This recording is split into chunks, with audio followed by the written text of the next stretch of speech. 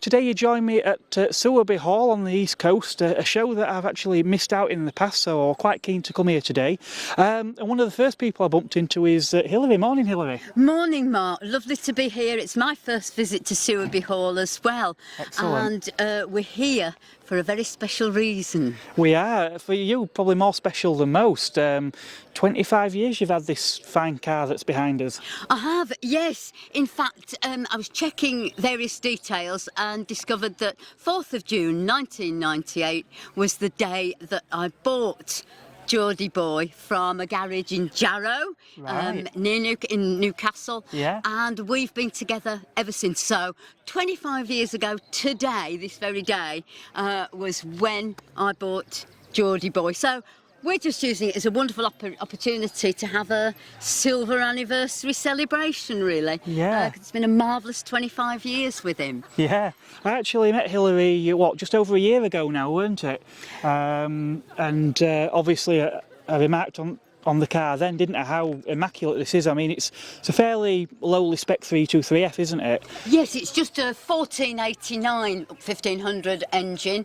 It does have fuel injection, we've discovered. It's an import because it's got air conditioning, but other than that, completely unmodified, very much standard engine, and still develops a good range of power, horsepower, and acceleration.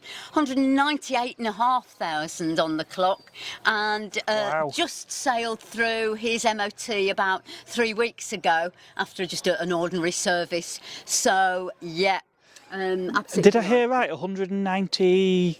8,500 miles. Wow. Yeah. So are you using this car daily then, Hilary? Not essentially, but he was for nearly 20 years my everyday workhorse. Yeah. And I'm a person who travels a lot, goes around a lot, and I just used to use him as my everyday workhorse until the mid-teens, and then it came time to retire him. So since then, his mileage annually has been about 2,500 to 3,000. But he still is the most immaculate workhorse. Took a pile of clippings to the tip on Tuesday morning from gardening. If I need any supplies like B&Q, paving slabs, etc., it's always him. He's always the go-to workhorse. I have another everyday car, but I much prefer driving him. Yes, I know that feeling with older cars. You tend to reach for the keys, don't you, more often. I just can't believe how tidy this car is for a car with such high mileage. It's remarkable. Yes, indeed. But of course, Mark, it's been on a continuous ongoing cycle and process of keeping him exactly as the day that he came to me. So whenever anything's needed to be done, it's been done. And a couple of tiny little rust spots that appeared over the winter, got him to the garage, got those sanded out and a respray, so that the rust never gets a chance to do any damage and to eat in and be kind of terminal in terms of needing cutting out and new sections inlaid, as it were. So that is the plan with him. He's my pride and joy, love him to bits, and we have such fun sharing that I have that fun with him of sharing all the love that I have for him at shows like this. Yes. So it's great. We have a wonderful opportunity, and today ultra special. So we've got his original bill of sales invoice, the day that I bought him, and of course you can't have a celebration without cakes. Well, I was going to move on to that, my second love, Victoria Sponge and Flapjack. You've managed to pick two of my favourites, Hilary. Brilliant. Let me cut you a slice then, Mark. Yeah, we'll have to say, this is why I never get any filming done. I spend time talking to people and basically going to anyone that'll feed me. There we go. Shall I cut you a slice? Oh, that'd be marvellous, yes. Let's do it, let's do it. So we'll have a taste test on camera.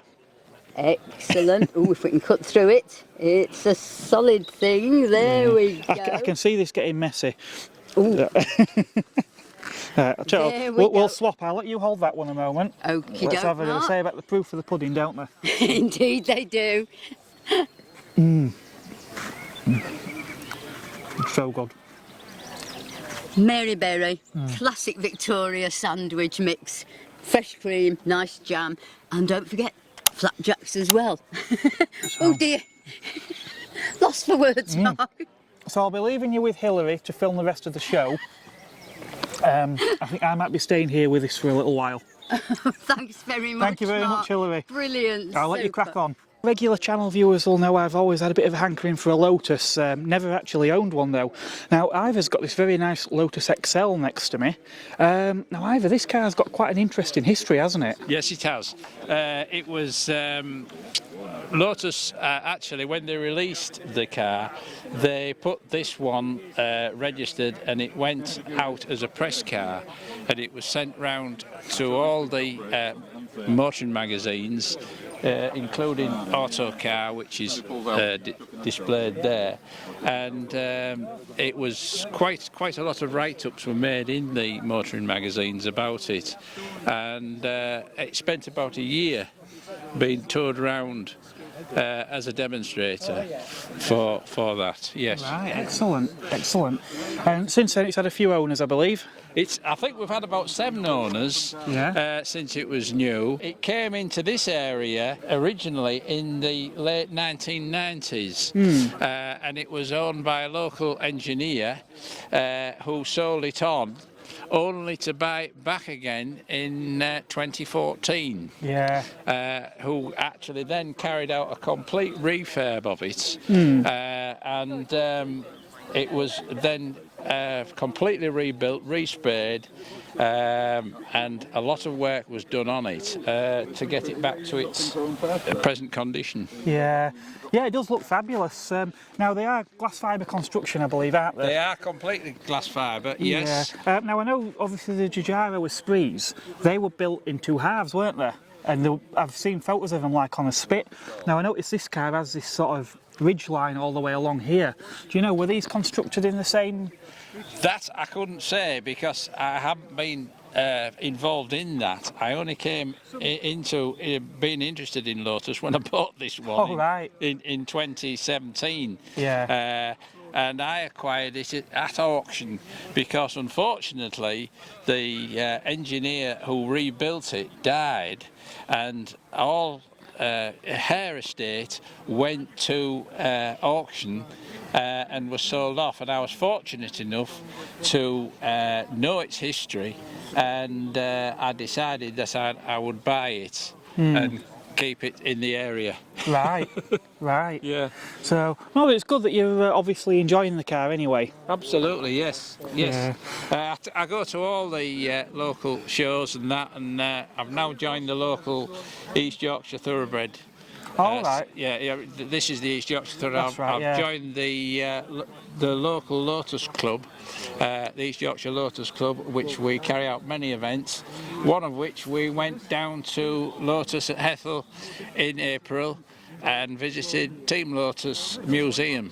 Oh, that would have been fantastic. Yes, that's right. It's run by Chapman's son, and all Formula 1 cars that ever Lotus have run are in there, maintained, and the favourite one is Jim Clark's 1963 Formula 1 Lotus, which was rebuilt there, and it was raced this year at Monaco in the historic race. Right. It's funny you mention rebuilding Jim Clark's car, because I remember hearing that they used to say after a race Jim Clark's car looked like it had hardly any wear. He used to put less wear on the car and use less fuel than any other driver. It had such a smooth driving style. That's right. So quite tragic really. He was lost. Was it a Formula 2 race? I think he... Yes, I think so. Yeah. They are celebrating the 60 years of Jim Clark up at Duns Castle. Right. Later this month, on the 24th of June, 60 years, I believe it is, and there's a museum at Duns Castle with a 2 days celebration of his 60th anniversary. Oh, fantastic. That's near Berwick-on-Tweed. Yeah, wonderful. Yeah. That's great. Well, thank you very much. Okay, thank you. Here we have the 2.2 litre normally aspirated engine, normally found in the Esprit, but this time, rather than being behind the front seats, it's here in a more conventional location under the bonnet. But everyone always remarks about how Lotus had to sort of beg, steal and borrow to get parts from other manufacturers, most notably the Marina door handles. Recognise these tail lamps? Rover SD1. Obviously on the Esprit they would have been mounted higher and flipped the other way around. Here they've just turned them upside down, but if you're going to borrow lights off another car, then why not a Rover SD1? They were one of the coolest looking cars of that era. Well, I do hope that you've been enjoying the show so far. Stick around as there are still quite a bit more to come with plenty more interviews. As you can see, there are quite a lot of vehicles on display here at this show, and sadly it's not possible for me to get around every one of them to show in great detail. Now, for whatever reason, perhaps the owners weren't available to speak to at the time. If you happen to own one of the vehicles that were sadly missed in this show and you would like the car featuring on the channel, please do get in touch. Perhaps drop me something in the comments below, or better still, if you've got a car that you would like reviewed, send me an email. My email address is linked in the video description. Now, without further ado, let's get back to the action with a small car from East Germany that is seldom seen here on UK shores. Who says we don't offer you variety on this channel? Right, now there's a particularly fascinating car here today owned by James. This is a Trabant. For anyone that doesn't recognise these were probably one of the most well-known East German cars from the Cold War era. James, this is not something you see in UK very often. How on earth did you come to own one? Well, it was an eBay purchase, you know, like most people get things like this, but yeah, it's obviously come from the DDR over to this country at some point, but I don't know its history from that point of view. But yeah, it's a bit of a job registering it in the UK and things like that. But we got there in the end. Yeah, so it's on the road now. Yeah, excellent. Now, obviously, these are two-stroke, aren't they? They are, yeah. These two-cylinder, 600cc two-stroke. So clouds of smoke. And it's a 4-speed gearbox on the column. Yeah. Freewheel on fourth. So when you take your foot off the accelerator, it just coasts. Okay. Yeah. About 60 mile an hour top speed. Brakes not too bad.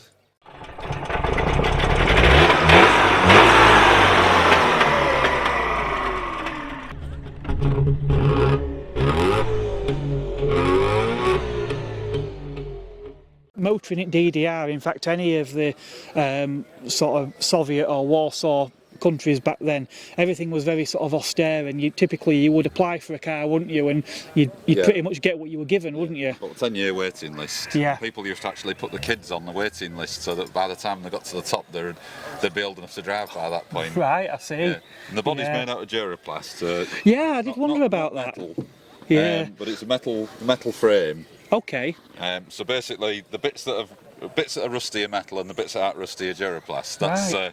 And Duraplast, that was a mix of resin and cotton, it's cotton waste it's actually Russian cotton waste. Yeah. And resin, and then they hot pressed it in like a big press, and it and that's how they formed them. Yeah, presumably things like steel was maybe not as readily available at the time, or it was costly. I don't think they had much steel in them days. No. So it's environmentally friendly from the point of view that it's made out of recycled materials, but apparently when these were scrapped en masse when the Berlin Wall come down, they were dumped at the side of the road while everybody went to go and get their VW Polo or whatever. Yeah. And they had a bit of a problem getting rid of them all because this isn't very environmentally friendly to get rid of. Right. Okay.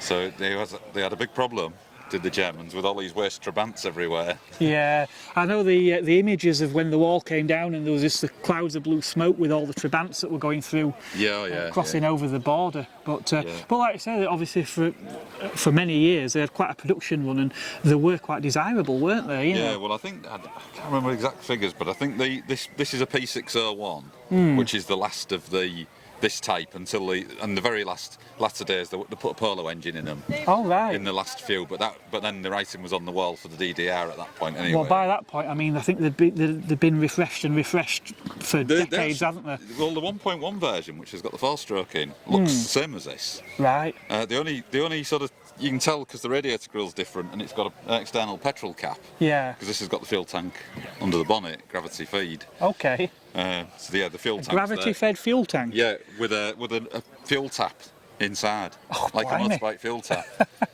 so from a reliability point of view, so there's no fuel pump. Yeah. It's air cooled, so there's no water pump and no water. Yeah. It's simple engineering, isn't it? 2 cylinders, so there's nothing to go wrong really. Yeah. Yeah, nothing to go wrong. Yeah, that's fascinating. I mean, as I say, I've never had the opportunity to speak to an owner of one of these before, so it's just, you don't really get that experience.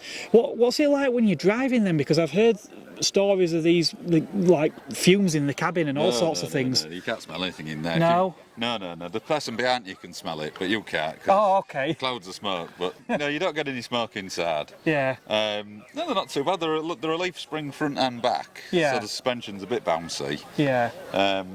And the back wheels, with it being a leaf spring, when there's no weight in the back wheels are like that. Okay. So if you go around a corner too fast, there's a danger of it tucking under, which is what Triumph Heralds used to do. So. Yeah.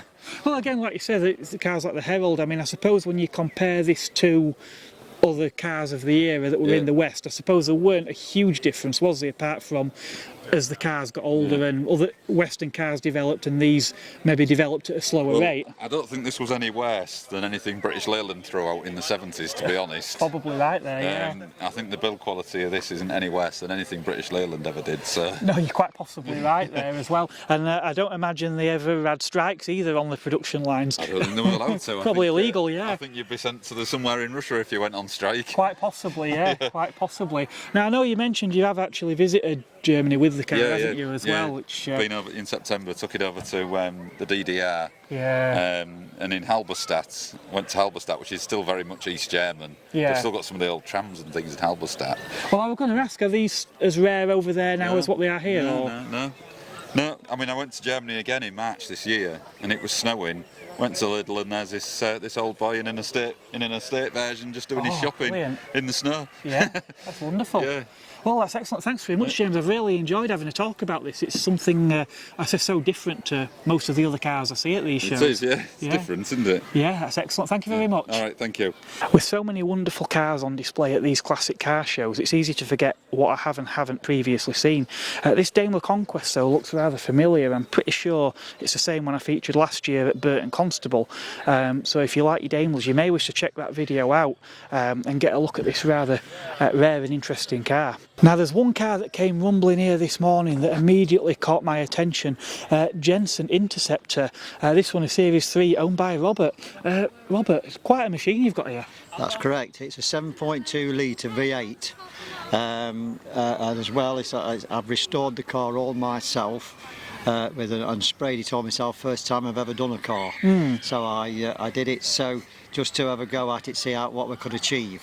I've did all the interior as well, I did all the seating and restored it with the leather restorer paint that you get and everything else. Yeah. So I've saved myself quite a lot of money on everything. But if you've seen on the picture that's made up, the amount of work that was carried out and what was done on it was quite a lot, really. Yeah, oh definitely, they're certainly a labour of love, aren't they? That's right, it's the same as this glass on the back here. Yeah. This glass is over £1,000 to replace. Yeah. So when I restored it, I didn't take it out. Right. I worked around it and lifted it up, and what I did is I restored it, going round it, and took quite a bit of time. There was a place at Derbyshire that did a Jenson Interceptor up, and they'd redone the old body, and they took the glass out and they put it back in, and it cracked all the way across. So they had to go and sort another back glass. And not easy to find, I'm guessing. No, well, no. The donor cars that's available. Yeah. But, yes, they are it's certainly expensive. one of the trademark features of these cars, isn't it? That's that right, this wraparound big rear back glass. window. They do stand out quite a lot, really. They're quite attractive as well. Yes, they certainly are. I seem to think Cliff Richard owned an Interceptor, didn't he? That's right, and is it Morecambe and Wise? Oh, I'm not sure. Morecambe and Wise, yes, Eric Morecambe, he owned one, and that went up for sale probably about 18 months ago. Yeah. And yes, he owned one, which was, well, there was a luxurious car in them days. Well, there's still a luxurious car and quite expensive even now. Yes. And Well, what were these when they were new? Well, I don't really know. They're probably around to be about 18,000, 20,000. I mean, they're over 50-odd thousand now and can go up. Even the Mark 1 and if you the think four-wheel drive could be £100,000. Oh, the FF. The FF, yes. Yes, the Ferguson formula. That's right. Yeah. Yes. So it's quite. I was just thinking what the probably equivalent sort of cars cost-wise at the time. I mean, I bet these were probably quite a bit more expensive than some of your really exotic Italian stuff. Oh, that's correct. Yes. Well, this is all handmade. Everything here is handmade. Yeah. On this bodywork, it's all handmade. The Amelitat, they did everything. Right. And what actually happened was they sorted all the parts out and they rebuilt it manually. It wasn't done on a machine. But there's a place now called Martin Ruby that supply all these parts because they bought all their machinery from them. Right. And you're able to get panels and back panels, bumpers and things like that, and wings, because they bought the machinery off them. But this was all handmade and put together when you bought it like that. It wasn't just a straightforward run-of-the-mill thing. Yeah, it's a 7.2 litre V8. That's the trouble of why these cars, years and years ago when there was running, there was a supposed to be, it was when the oil crisis was on, and with it being a 7.2 litre, but actually it was a little bit too thirsty for the people that was running them, and they thought, oh dear. So eventually it did mean the end of the Jenson development of their cars in this country, what they were doing. I would think a lot of owners these days are probably not driving them every day. I trust this is not a daily driver then? Not a daily driver. No, it's just a show car now, so and it's kept to its highest performance, so emission wise and everything else is usually top spec. It's in good condition, it's not blowing no smoke or anything like that, so yes, it's just a show car like. So what are we talking fuel consumption wise then, realistically? This is around about, I should say, roughly, I'm getting roughly around about 16 to 18 out of it. Which actually, for an engine of that capacity, is not that bad really. No, it's got a new carburettor on it. It's all been tuned up to perfection, so it's and everything's running as lean as you can, so the engine runs on it, so you're not burning too much fuel, which is understandable, or you get down to 10 miles for the car. I imagine it probably goes most places on tick over, does it? That's right, yes, you know. And it's an automatic, this one is, where some of the Jensons are a manual gearbox. I mean, obviously these really, they're a grand tourer, aren't they? That's right. Have you ever done any sort of longer journeys in this car, any holidays or anything? No, not at this present moment in time. I've just been to Newby Hall and places all around the Yorkshire area. And just been to shows and things? I've not been a long distance in it. But it's a family saloon in a sense, because you can get, it looks a very sporty model. Yes. But it's a four-seater where you can get 4 people in, where you get some of the other sporty cars, like even the Mercedes or anything, they've got 2 seats in, but you can't get anybody in the back. Well, even this sort of hatchback as well. I mean, it's it's quite a practical. Yes, it's a practical, and it's a handsome car. It's a very nice looking car. In fact, it was based on with a bit of the competition with the Aston Martin. Yes. And what actually happened was the Aston Martin, they've always wanted this to come up to their price as the Aston Martin, but it's never got there yet. Right. Even though they are going up in a lot of price, and there's a lot of work to do on them. If you're prepared to spend the money on the car, you can really take the car up to 60, 70,000 pounds, what they actually are. But the Aston Martins are still more money than what they are. But the FF, the first ones, the FF 4-wheel drive, can be over 100,000. Right. Yeah. Right. But yeah, it's great that obviously you can still bring the car out. The problem with some of these cars is they become so valuable, Yes. people are scared to fetch them. Well, the fetch thing them about out. it is this: when you've got a car and you're on this earth, living on this life of this earth, you want to get in your car and drive it and use it. It's no good putting it away in a room and looking at it and thinking, well, I've never drove it, because you haven't had the experience of doing it. No, So there's definitely pointless not. having a classic car and not using it. Yeah. In my opinion. I think a car like this, I would be itching to fill up the tank and head off, probably drive it down to the south of France or somewhere, because I imagine this would it would lap it up, wouldn't it? That's right. It'd yeah. probably do it in more comfort than a lot of modern cars. I mean, the speed on these was about 100. You could race them on a track. They can go up to about 110, 115 mile an hour, probably even a little bit more. How there was done in that time, because it was tested. And what are they gearbox wise? Are they a 3-speed auto or? It's a 3-speed automatic gearbox. Yeah, I trust it gets into that third gear quite early on, does it? That's right. It's into third gear pretty early on. Which again, 100 and odd mile an hour might not sound fast for a car with that size engine, but when you think it's a big old car with a 3-speed auto, and it probably did that. It would do that all day, wouldn't it? And this weight on this gear probably going on to nearly 2 ton. Which for a car of that era is. Yeah, because the chassis and everything else underneath this car. There's 2 big pipes about 4 inches across. Yeah. That run straight up underneath of the chassis. Yeah. As part, it's like 2 telegraph poles running up underneath. But you know what I mean? So it's a good strong car then. It's a good strong car, and that's how it is. But you've got to have a good strong chassis and everything else to hold the engine in and everything, because it's such a big engine. A 7.2 litre V8 Chrysler engine is a very big engine. And I imagine some people have probably tuned them to put quite a bit more power as well. That's correct. But they always, I think it's quite powerful enough for me what I want. Yeah, definitely. You know what I mean? There's a lot of satisfaction, isn't there, sometimes in just pottering around in a powerful car without That's right. And racing also, about. It's original. Because you see, I restored. I used all its own parts that was on the body. Yeah. And when I did any metal work, I had to cut it out and weld it and do little bits on the paintwork and on around the sides. Yeah. So when that was done, I've used all this. It's all what's in there now is all original. Yeah. And it's not been spruced up to make it look more modern or anything like that. It's original car, and that's how you want to keep all these classic cars. Of course. Original. And I must say this as well about them, the classic car situation, it's such a money making to keep people in work and all around the country, and while we've got all this, we need it, because this is such a beautiful thing to be able to Sewerby Hall today, and seeing all these beautiful classic cars about, and it's heritage and what we've got to keep going. Yeah, definitely. Well, thank you very much, Robert. I've really enjoyed having a good look at this one. Thank you very much. You're welcome. This gorgeous Alfa Romeo Spider is yet another one of the vehicles that I featured previously at one of these classic car events. In fact, it was the one at Burton Constable.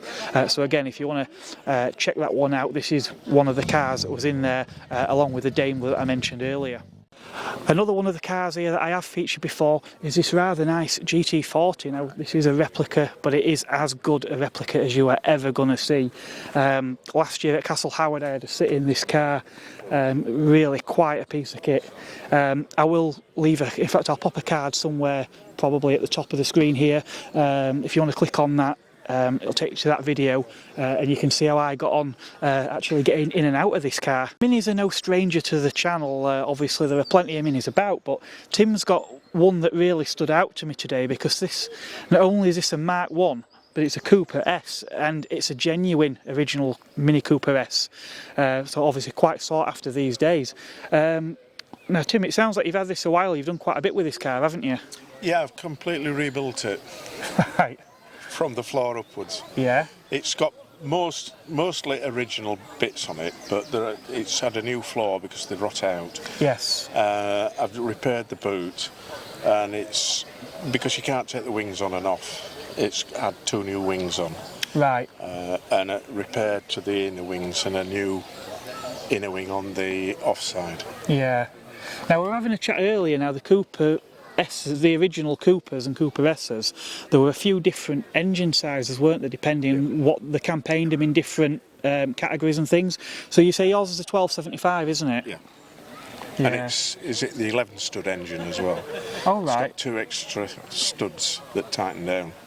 They're really useless, but it was it was a thing that they came up with. Oh, right, so that's something I didn't know.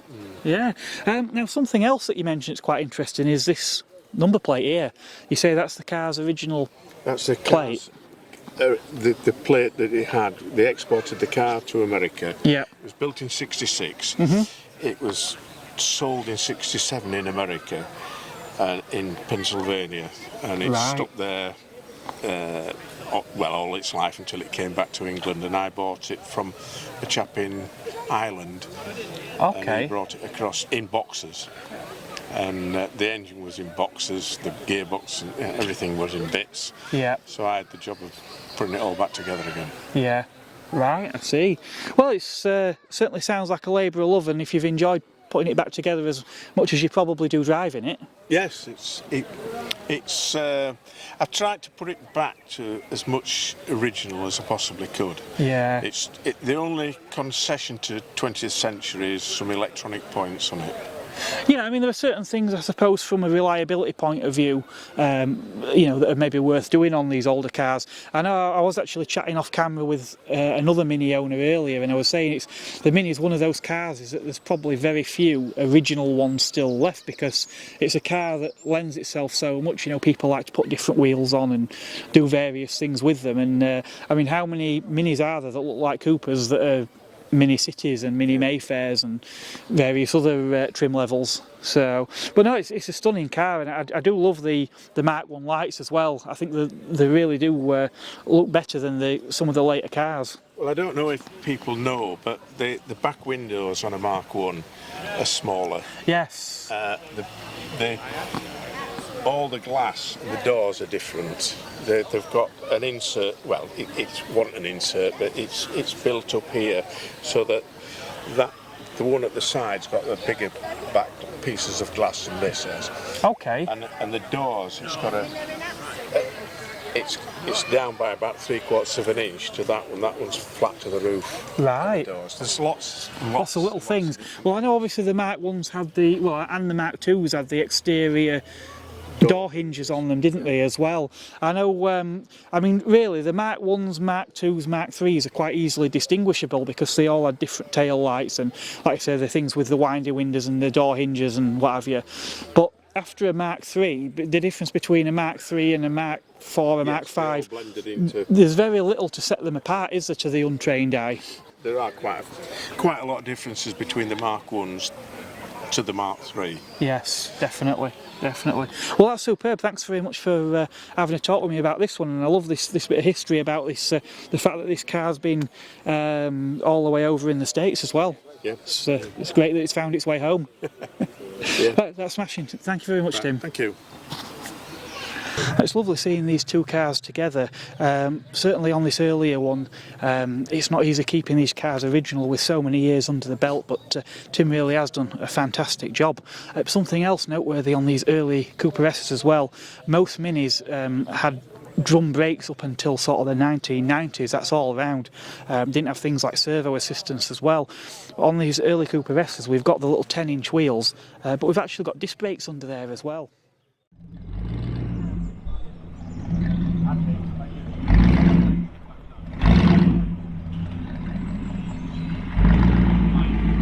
Yeah, all right. Let me know. There's so much to see at these shows. I can never possibly get around every car that's here. There is such a variety. Things like a Ford Mercury over there, Rover P4. I adore these things. Carman gear. I mean, this thing I saw coming in this morning, and just looking down the road in the distance, seeing this, it was quite a sight to behold.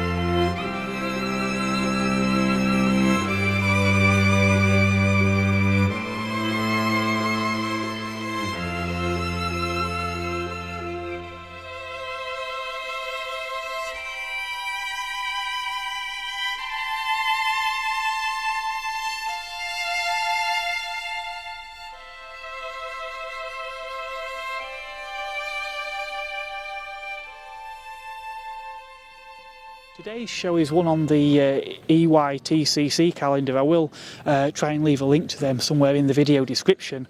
Now I haven't done too many of their shows as of yet. I've maybe done 2 or 3 because they're a little bit out of my area. But even so, there's a few cars here today that I have featured in previous videos. One such car, this Morris Minor with this caravan. Now, this is a fascinating little combination. I did interview the owner at one of the shows not far from here last year on Bridlington cliff tops. I will actually leave a link to that video at the end of this, so you can click on that and watch that one if you haven't done so already. I do have a few more shows coming up in July. I've got Festival of the Unexceptional, which I think is the end of the month. Earlier on in the month I have got the Autos de France at Alton Park, which is one of the MSV events, much like Festival Italia, which I've done in the past. Autos de France is actually a new event, so it's run for the first time this year, but I've got quite high hopes of that one, so that should be quite a good event and one worth watching out for. There's also a few car reviews as well, a couple of V6 saloon cars that I've had the pleasure of reviewing recently, so again that's something else to keep an eye out for. As always, if you've enjoyed the video, give us a thumbs up. Any comments you wish to make on any of the vehicles that are featured in the video, by all means drop those in there as well. And if you haven't already, please do hit that subscribe button so that you don't miss any of the future content that I've got coming up. Thanks very much for watching.